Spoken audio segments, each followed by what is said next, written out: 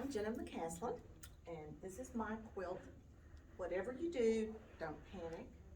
Whatever you do, pray, P-R-A-Y, and be brave. Whatever you do, fear not. And then another reminder, don't panic. The border on the outside is Morse code with the title, so it's whatever you do.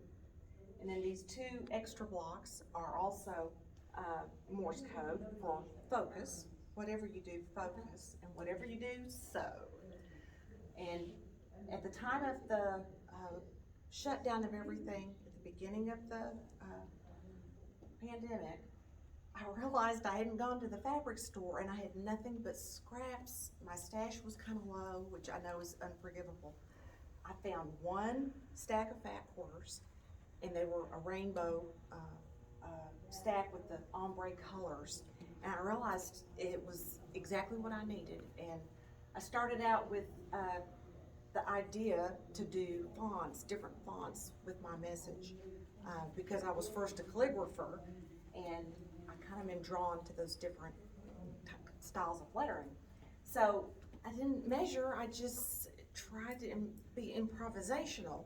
And I made one, and this one started out being a long strip, and I put it aside. And then I made this one, and each time I made something, I wasn't done.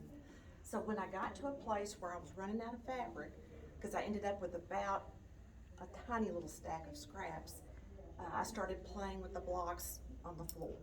And this is what I came up with.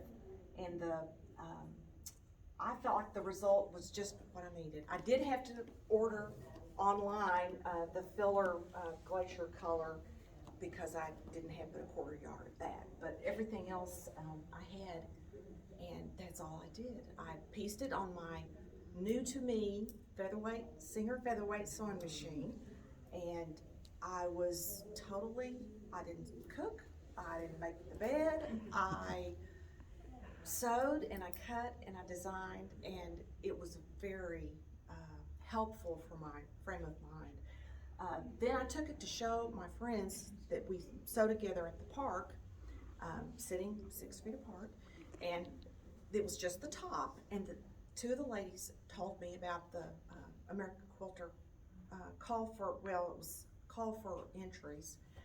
And I realized if it was a quarantine quilt, it fit the designation, so I entered it. And when they accepted it, I realized I had 5 weeks to quilt the thing. And my whole new feeling of improvisation, I decided it needed to be done by hand.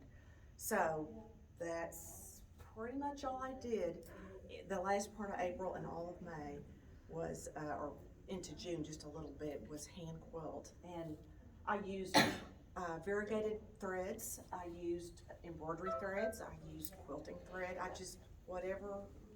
I'm not a purist when it comes to exactly. It is mostly cotton, 100% cotton, but it was a very soothing thing for me, kind of like setting yourself apart in prayer.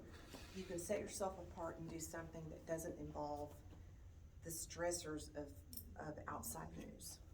So, and I still love it. Even when I made mistakes and had to rip out, I really didn't even mind that.